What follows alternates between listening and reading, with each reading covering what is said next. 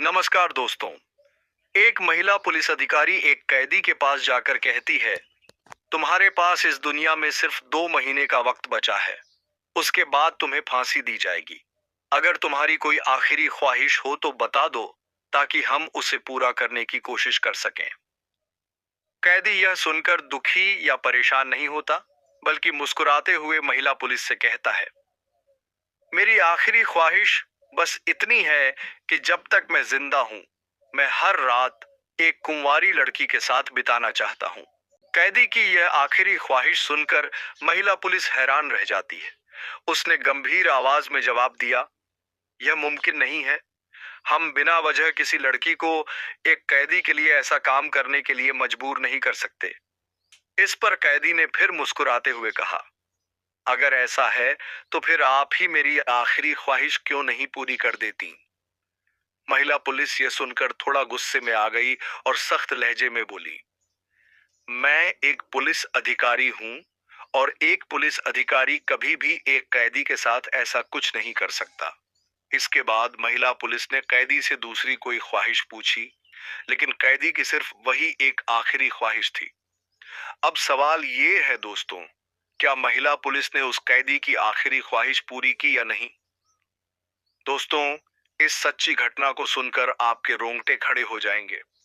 दोस्तों, इस सच्ची घटना से एक बहुत बड़ी सीख मिलेगी और बहुत मजा भी आएगा। इसलिए दोस्तों, इस सच्ची घटना को आधा अधूरा न छोड़ें, क्योंकि आधा अधूरा ज्ञान हमेशा विष के बराबर होता है। तो चलिए दोस्तों, इस सच्ची घटना को शुरू करें। उससे पहले आप सभी से निवेदन है कि इस सच्ची घटना को एक लाइक और चैनल को सब्सक्राइब जरूर करें और कमेंट बॉक्स में जय हिंद जय भारत जरूर लिखें। तो चलिए दोस्तों, इस सच्ची घटना को शुरू करते हैं। दोस्तों, संतोषी नाम की एक महिला पुलिस अफसर एक ईमानदार, निडर और साहसी महिला पुलिस अधिकारी थी। पुलिस की नौकरी में उसका सफर अभी नया ही था। मुश्किल से 1 साल हुआ था उसे इस पेशे में कदम रखे, लेकिन उसके भीतर का जुनून और कर्तव्य निष्ठा इतनी मजबूत थी कि पूरा थाना और इलाका उसकी इज्जत करता था। संतोषी को अपराधियों से बिल्कुल भी डर नहीं लगता था। उसने कई मामलों में अपराधियों को पकड़कर जेल की सलाखों के पीछे भेजा था। उसके लिए वर्दी सिर्फ कपड़ा नहीं, बल्कि जिम्मेदारी का प्रतीक थी। एक दिन की बात है, गर्मियों की दोपहर थी। थाने में बैठे बैठे संतोषी को वायरलेस पर खबर मिली कि एक गांव में किसी युवक ने अपनी ही मां के साथ गलत काम कर लिया है। मामला सुनते ही उसका चेहरा सख्त हो गया। उसने तुरंत अपनी टीम को तैयार किया और बिना देरी किए मौके के लिए रवाना हो गई। गांव में पहुंचते ही लोगों की भीड़ जमा थी। कुछ लोग कानाफूसी कर रहे थे, कोई चुपचाप सिर झुकाए खड़ा था। जब संतोषी ने भीड़ को हटाकर देखा तो सामने का दृश्य बेहद दर्दनाक था। एक अधेड़ उम्र की महिला जमीन पर बेसुध पड़ी थी और सामने एक 21 साल का युवक खामोशी से खड़ा था। उसके हाथ में अभी भी एक भारी लकड़ी की लाठी थी। संतोषी ने बिना डरे उस लड़के को कड़ी आवाज में कहा, लाठी नीचे फेंको और हमारे साथ चलो। लड़का कुछ देर तक चुपचाप खड़ा रहा। उसकी आंखों में न तो डर था, न ही पछतावा। फिर उसने धीरे धीरे लाठी जमीन पर रख दी। संतोषी ने उसे गिरफ्तार कर लिया और थाने ले आई। थाने में लाकर उसे लॉकअप में डाल दिया गया। कुछ समय तक लड़का एकदम शांत बैठा रहा, जैसे उसे इस दुनिया से कोई लगाव ही ना हो। उसका नाम अमित था। जब संतोषी ने उससे पूछा, तुमने ऐसा क्यों किया, तो अमित ने सिर झुका लिया, लेकिन जवाब में एक शब्द भी नहीं कहा। समय बीतता गया। अगले ही दिन उसे अदालत में पेश किया गया। अदालत में जब सबूत और गवाह पेश हुए तो अमित को अपनी मां की हत्या और गलत काम का दोषी पाया गया। जज ने उसे फांसी की सजा सुना दी। संतोषी को उम्मीद थी कि सजा सुनते ही अमित टूट जाएगा, रो पड़ेगा या खुद को निर्दोष साबित करने की कोशिश करेगा, मगर वो एकदम शांत रहा। उसकी आंखों में न डर था, न अफसोस। अदालत से लौटने के बाद भी अमित को कुछ महीने फांसी की तारीख आने तक थाने में ही रखा गया। एक दिन थाने में एक औरत भागती हुई आई और रोते हुए संतोषी से बोली, मैडम, किसी ने हमारे घर में घुसकर अलमारी से सारे पैसे चुरा लिए। संतोषी ने तुरंत अपने साथियों से कहा, जाओ इस महिला के घर जांच करो, कोई सबूत मिले तो तुरंत मुझे खबर देना। जांच टीम महिला के साथ रवाना हो गई। थाने में अब बस अमित और संतोषी ही रह गए। संतोषी अमित के पास टहलते हुए पहुंची और गहरी नजरों से उसे देखने लगी। फिर बोली, तुम्हें कोई अफसोस नहीं है? तुम्हें फांसी की सजा सुनाई गई है। तुम्हारी माँ अब इस दुनिया में नहीं है, और वो भी तुम्हारी वजह से। लेकिन तुम्हारा चेहरा तो ऐसे लग रहा है जैसे तुम्हें कोई फर्क ही नहीं पड़ता। आखिर क्यों चुप हो? क्या तुम्हारे दिल में जरा भी पछतावा नहीं? अमित ने उसकी तरफ देखा और हल्के से मुस्कुरा दिया। संतोषी को उसका ये व्यवहार बहुत अजीब लगा। डांटते हुए वो बोली, हंस रहे हो? तुम्हारी माँ तुम्हारे चलते इस दुनिया से चली गई और तुम्हें इस बात का कोई दुख नहीं? अभी बातचीत चल ही रही थी कि अचानक संतोषी के फोन की घंटी बजी। कॉल उस महिला के घर से आया था जिसने चोरी की रिपोर्ट लिखाई थी। संतोषी तुरंत महिला के घर पहुंची। वहां जाकर सच्चाई सामने आई। असल में चोरी बाहर के किसी ने नहीं, बल्कि उसी महिला के बेटे ने ही की थी। वह डर के मारे सब छिपा रहा था। यह बात साफ होते ही मामला वहीं सुलझा दिया गया। संतोषी थाने लौट आई, लेकिन उसका मन अब भी बेचैन था। अमित की खामोशी और उसकी मुस्कान के पीछे छुपा सच क्या था, ये सवाल उसे अंदर से परेशान कर रहा था। उसी वक्त ऊपर से एक नया आदेश भी आ गया था। सीनियर अफसर ने महिला पुलिस संतोषी से कहा, देखो, अगर उस लड़के की कोई आखिरी ख्वाहिश हो तो उससे पूछो। जरूरत पड़े तो पूरी करने की कोशिश करना। महिला पुलिस अधिकारी, जो सख्त और अनुशासन प्रिय स्वभाव की थी, एक कप चाय लेकर उस लड़के के पास जाती है। वह लड़का बहुत शांत बैठा हुआ था, मानो उसे अपनी मौत का कोई डर ही न हो। महिला पुलिस ने चाय उसके सामने रखते हुए पूछा, तुम्हारे पास सिर्फ 2 महीने बचे हैं। अगर तुम्हारी कोई आखिरी ख्वाहिश हो तो बता दो। पुलिस विभाग हर कैदी की आखिरी ख्वाहिश पूरी करने की कोशिश करता है। लड़का बिना किसी हिचकिचाहट के आत्मविश्वास भरी आवाज में कहता है, मेरी आखिरी ख्वाहिश यह है कि मैं अपनी जिंदगी की बाकी रातें किसी कुंवारी लड़की के साथ बिताना चाहता हूं।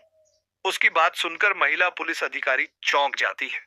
उसके मन में गुस्सा भी आता है, मगर ड्यूटी का ख्याल रखते हुए वह धैर्य से जवाब देती है, तुम्हारी ये ख्वाहिश गलत है। ऐसी मांग को पूरा करना संभव नहीं है। कोई और ख्वाहिश हो तो बताओ। लेकिन लड़का बार बार वही बात दोहराता है। महिला पुलिस ने उसे समझाने की कोशिश की, देखो, ऐसी कोई भी लड़की इसके लिए राजी नहीं होगी, और ये बात नैतिक रूप से भी सही नहीं है। लड़का मुस्कुराता हुआ उसकी आंखों में देखते हुए कहता है, आप भी तो एक लड़की ही हैं। देखने से लगता है आपकी शादी भी नहीं हुई, तो क्यों ना आप ही मेरी आखिरी ख्वाहिश पूरी कर दें। उसकी यह बात सुनकर महिला पुलिस का चेहरा सख्त हो गया। कुछ पल के लिए वो खामोश रही, लेकिन अंदर ही अंदर सोचने लगी कि किसी और लड़की को इस हालात में लाना बहुत गलत होगा। थोड़ी देर चुप रहने के बाद उसने जवाब दिया, ठीक है, रात में मिलती हूं। रात होते ही महिला पुलिस ने अपनी वर्दी उतारकर सादी साड़ी पहन ली। वो बहुत उलझन में थी, मगर उसके मन में यह भी था कि शायद आखिरी ख्वाहिश पूरी करने से उस लड़के को थोड़ी तसल्ली मिल जाए। वो लड़के के पास पहुंची। लड़का उसे देखकर मुस्कुरा उठा। मैं जानता था आप जरूर आएंगी, लड़के ने कहा। धीरे धीरे दोनों के बीच की दूरी खत्म होती गई और दोनों एक दूसरे के करीब आ गए, और जोरदार तरीके से दोनों ने काफी देर संबंध बनाए। फिर कुछ देर बाद थक हार कर दोनों जेल की दीवारों के बीच बैठे बातें करने लगे। महिला पुलिस बोली, तुम्हारी ख्वाहिश पूरी कर दी, अब कोई और अधूरी बात तो नहीं बची। लड़का उसकी तरफ मुस्कुराते हुए देखता है और कहता है, जब आपने मेरी ख्वाहिश पूछी थी उसी वक्त से आप मुझे बहुत अच्छी लगने लगी थी। मैंने आज तक ऐसा ईमानदार और दयालु पुलिस अधिकारी नहीं देखा था। जैसा मैंने कहा आपने वैसा ही किया। महिला पुलिस ने उसकी बात का जवाब दिया, हर इंसान की आखिरी ख्वाहिश पूरी करना मेरी जिम्मेदारी थी। लड़का फिर हल्के से हंसते हुए बोला, अगर हर कैदी मेरी तरह ऐसी ही ख्वाहिश मांगने लगे तो क्या आप सबकी ख्वाहिश पूरी करेंगी? इस सवाल ने महिला पुलिस को कुछ पलों के लिए सोच में डाल दिया। फिर उसने गंभीरता से लड़के से उसके अपराध के बारे में सवाल किया। तुम्हारे केस की सच्चाई क्या है? सच सच बताओ, तुम्हारे मां के साथ असल में क्या हुआ था? लड़के की आंखों में उदासी उतर आई। उसने कहा, भला मैं अपनी मां के साथ ऐसा घिनौना काम कैसे कर सकता था? उस रात मेरी मां पर हमला हुआ था। मैंने उसे बचाने की कोशिश की, लाठी भी उठाई, लेकिन तब तक सब कुछ बहुत देर हो चुका था। महिला पुलिस ने उसकी आंखों में सच्चाई देखी। उसे यकीन हो गया कि शायद लड़का बेगुनाह है। अगले ही दिन वह वकील धीरेंद्र के पास जाती है और उसे पूरी बात बताती है। धीरेंद्र, जो एक ईमानदार वकील था, उस लड़के से मिलता है और सच्चाई जानने की कोशिश करता है। तुमने उस रात सच क्यों नहीं बताया? धीरेंद्र ने पूछा। लड़का बोला, मैं बहुत डरा हुआ था। मेरे पास शब्द नहीं थे, कोई मेरा भरोसा नहीं कर रहा था। धीरेंद्र और महिला पुलिस ने मिलकर पूरे केस की दोबारा जांच शुरू की। कुछ ही हफ्तों में असली मुजरिम का पता चला और उसे पकड़कर अदालत ने सख्त सजा सुनाई। जिस लड़के को फांसी होने वाली थी, उसे निर्दोष साबित कर दिया गया। इस सब के दौरान महिला पुलिस और उस लड़के अमित के बीच गहरा रिश्ता बन चुका था। दोनों एक दूसरे की भावनाओं को समझने लगे थे। कुछ ही दिनों में दोनों ने शादी कर ली। भले ही महिला अमित से 3 साल बड़ी थी, लेकिन दोनों के बीच उम्र से कहीं ज्यादा समझदारी और अपनापन था। और दोस्तों, यही थी आज की एक सच्ची घटना, जिसमें इंसानियत, समझदारी और वफादारी ने एक जिंदगी को बचा लिया। दोस्तों, आज की यह सच्ची घटना पसंद आई हो तो वीडियो को एक लाइक और चैनल को सब्सक्राइब जरूर करें और कमेंट बॉक्स में अपनी राय जरूर दें। और फिर से मिलेंगे एक और नई सच्ची घटना के साथ। तब तक के लिए आप सभी को दिल से शुक्रिया।